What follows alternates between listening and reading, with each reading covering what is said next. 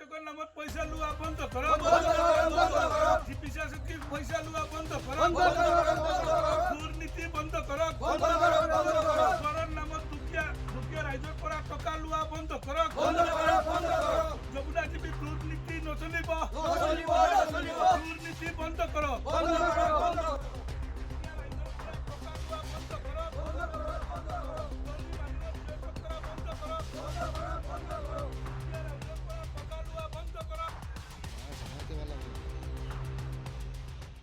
হয় দৰিদ্ৰ সীমাৰেখাৰ তলত বসবাস কৰা যিসকল লোক আছে সেই লোকসকলে যাতে এটা সুন্দৰ ঘৰত থাকিব পাৰে তাৰ বাবে কেন্দ্ৰীয় চৰকাৰ আৰু ৰাজ্য চৰকাৰে ইতিমধ্যে প্ৰধানমন্ত্ৰী আৱাস যোজনাৰ ঘৰ দিয়াৰ ব্যৱস্থা কৰিছে আৰু সেই ঘৰসমূহ জৰীপ কৰিবৰ কাৰণে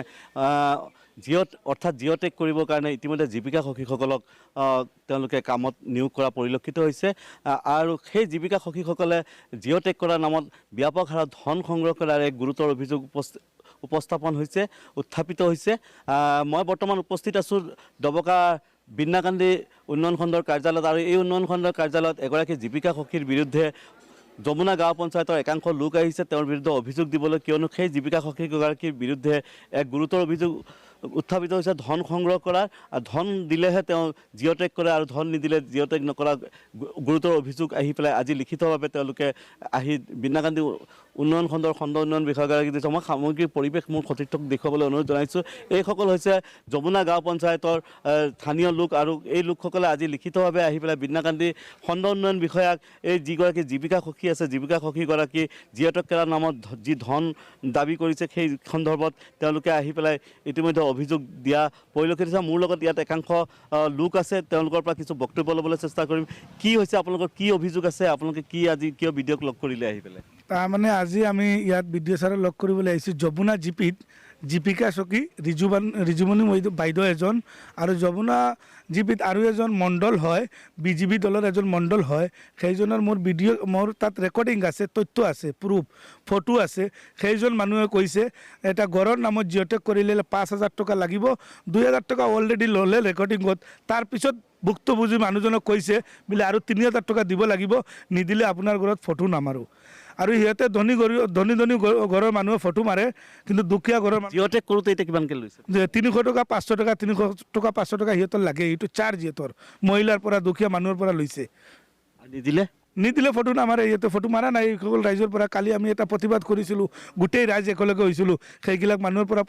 পইচা ডিমাণ্ড কৰে ফটো নামাৰে গতিকে এইটো কথা মই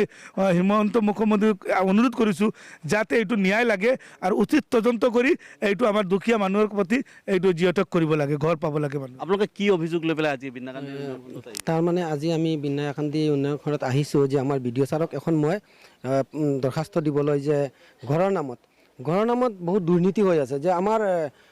জীৱিকা চকী যিজনক বাছি দিছে চৰকাৰে যে জিঅ'টেক কৰিবৰ কাৰণে সেইজনে কি কৰি আছে আমাৰ দুখীয়া ৰাইজক মানে জিঅ'টেক কৰা নাই ধনী মানুহে যিজনে পইচা দি আছে তাক জিঅ'টেক কৰি আছে যিজনে পইচা দিব পৰা নাই সি জিঅ'টেক নকৰে এনেকুৱা কৰি আছে আৰু আমি গম পালোঁ যেতিয়া আমি গম পাই আমি গোটেই ৰাইজ কালি একত্ৰিত হৈছোঁ হৈ পেলাই প্ৰতিবাদো কৰিছোঁ আৰু আমাৰ হবিব মহম্মদ ডাঙৰীয়া বিজেপিৰ তেওঁকো আমি মানে কথাটো জনাইছোঁ মোৰ আৰু এগৰাকী লোক আছে মই কথা জানিবলৈ যিহেতুকে আপুনি এটা অভিযোগ উত্থাপন কৰিছে যে 2-3টা ঘৰ কেঁচা ঘৰ বাছি লৈ পেলাই তেওঁলোকে জিঅ'টেক কৰি আছে মানুহবিলাকৰ ধন সংগ্ৰহ কি হয় দাদাই কোৱাৰ মতে অকল ৰিজুমণি বাইদেউ নহয় তেওঁৰ লগত আৰু এজনী জীৱিকা সখী আছে তেওঁ আমাৰ ৱাৰ্ডত কৰি আছে মানে জিঅ'টেক কৰি আছে জানিব পৰা মতে কিছুমান স্থানীয় দালাল চক্ৰৰ লগ হয় তেওঁলোকে যিসকলে তেওঁলোকৰ হাতত পইচা দিছিলে তেওঁলোকৰ ঘৰত গৈ কিনি জিঅ'টেক কৰিছে এখন ঘৰত 10-12জনকৈ মহিলাক সোমোৱাই পাকঘৰৰ ভিতৰত কেঁচা পাকঘৰৰ ভিতৰত সোমাই কিনি ফটো তোলাৰ কথা আমি শুনিবলৈ পাইছোঁ মহিলাসকলে কৈছে আৰু লগতে তেওঁলোকে যিসকল মানুহে পইচা দিয়া হোৱা নাই তেওঁলোকৰ ঘৰত জিঅ'টেক কৰোৱা নাই আৰু যিসকল মানে কিমানকৈ সংগ্ৰহ কৰিছে সংঘ এইটো শুনিব পৰাতে 300-400-500 যাৰ পৰা যিমান পাৰিছে তেওঁলোকে সিমানকৈ লৈছে আৰু মানে নিদিলে মানে ফটো নামাৰিছে এয়া আমাৰ দাদা আৰু আছে ওচৰতে তেওঁৰ ঘৰৰ ওচৰত কাইলৈ ফটো মাৰিছে তেওঁ ৰিকুৱেষ্ট কৰাৰ পাছতো তেওঁৰ ঘৰত ফটোখন মৰা হোৱা নাই